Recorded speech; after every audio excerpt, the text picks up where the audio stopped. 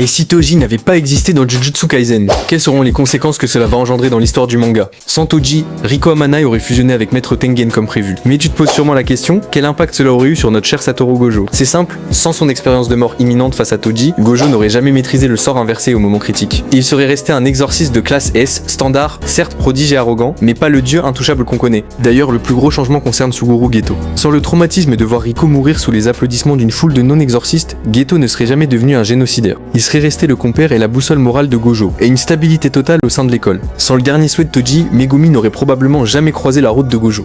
Il aurait grandi au sein du clan Zenin, formaté par leurs idéaux toxiques. Pire encore, sans l'exemple de puissance de Toji, des personnages comme Maki n'auraient peut-être jamais trouvé la force de se rebeller contre leur propre famille. Sans Toji, le destin aurait continué de protéger la boucle circulaire entre Tengen, le sixième œil et le plasma stellaire. Toji est le seul être au monde possédant une existence hors système grâce à sa restriction céleste totale, ce qui lui a permis de briser ce cycle du destin. Sans ce grain de sable, Kenjaku aurait probablement dû attendre encore des siècles avant de pouvoir lancer son drame de Shibuya.